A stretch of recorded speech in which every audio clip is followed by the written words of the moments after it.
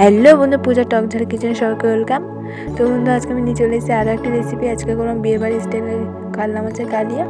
তো বন্ধু, আমি কিন্তু কথা বলে দেরি করবো না, রেসিপিটি শুরু করবো। আর রেসিপিটি ভালো লেগে থাকে লাইক কমেন্ট শেয়ার আশা করতে কিন্তু ভুলবেন না।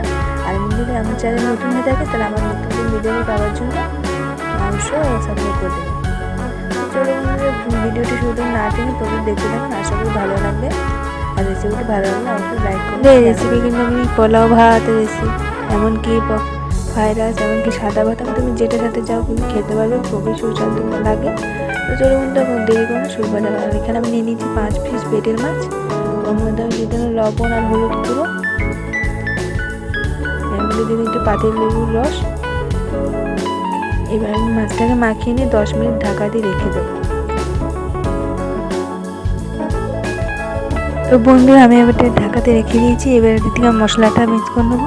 এতে নিয়ে নিয়েছি টুকরো করে ছোটো ছোটো করে কেটে রাখা পেঁয়াজ, আর নিয়ে নিলাম রসুন, নিয়ে আদা, ওটা কাঁচা লঙ্কা পাকা,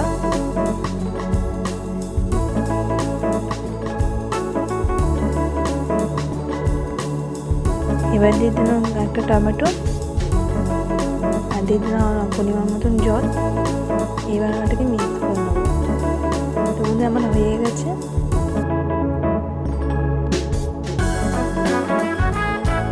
এবার আমি কড়াইয়ের মধ্যে দিয়ে দিলাম সরষে তেল। তেলটি গরম হয়ে গেছে। এবার ওর মধ্যে মাছগুলো আস্তে আস্তে দিয়ে আমি ভেজে নেবো।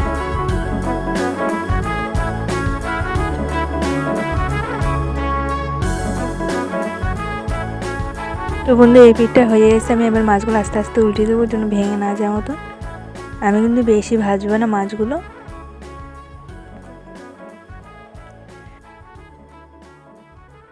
তো বন্ধুরা, মাছগুলো কিন্তু ভাজা হয়ে গেছে। এবার আমি এক এক করে তুলে নেবো।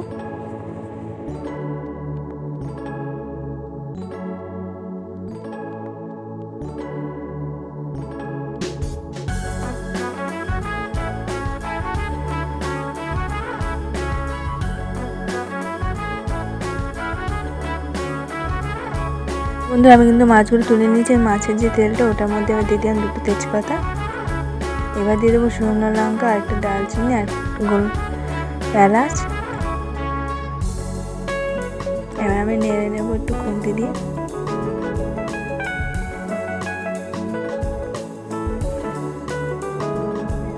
তো বন্ধু, এবার আমি মিক্স করে রাখা মশলাটি দিয়ে দেবো।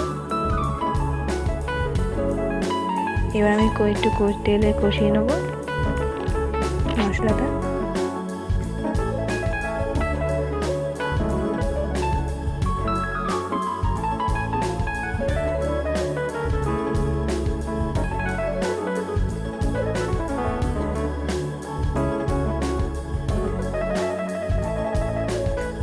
ধর মশলাটি যেন পুড়ে না যাওয়ার মতন হালকা হালকা নেড়ে রাখতে হবে। ওর মধ্যে দিয়ে দিই আমি হলুদ গুঁড়ো, দিয়ে দিলাম লঙ্কার গুঁড়ো,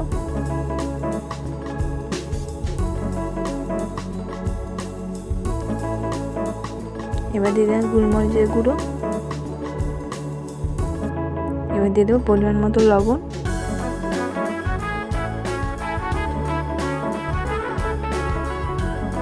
এবার আমি ভালোভাবে মশলাটিকে কষিয়ে নেবো। আর ওর মধ্যে মিক্স করে মশলাটা ছিল, ওই বাটিটা আমাদের মধ্যে ধুয়ে জলটা দিয়ে দেবো। তো জলটা দিয়েছি কিন্তু মশলাটা যেন পুড়ে না যায়, ওই জন্য জলটা দিয়েছি হালকা করে। তো বন্ধু, এদিকে আমি আরেকটা মশলা তৈরি করে নেবো। দিয়ে দিলাম কাজু বাদাম, আর দিলাম টক দই।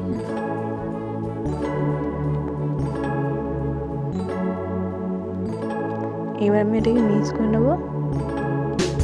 তো আমাকে মিক্স হয়ে গেছে, দেখুন বন্ধু, একেবারে মিক্স করে নিয়েছি। তো এদিকে কিন্তু মশলাটা বেরিয়ে গেছে।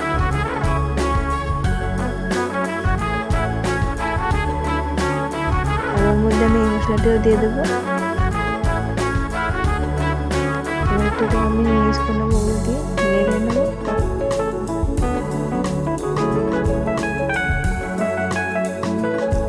ঢাকা দিয়ে দিলাম। এবার আমি ঢাকাটা তুলবো।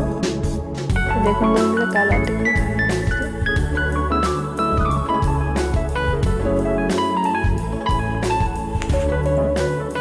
তো বন্ধুরা মশলাটি কিন্তু কষা হয়ে গেছে।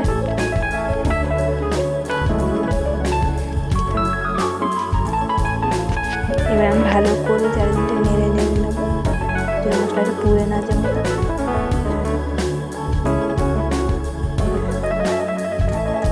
আর দিয়ে দিলাম টক দই রাখা বাটিটা, ওই জলটা ধুয়ে আমি দিয়ে দিলাম পরিমাণ মতো। আর একটু নেড়ে নেবো আমি।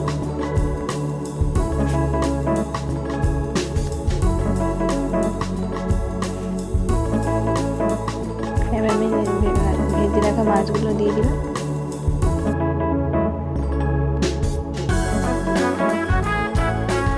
এবার একটু দিয়ে দিলাম গরম মশলা। এবার আমি ঢাকা লাগিয়ে দেবো। তো ঢাকা হয়ে গেছে।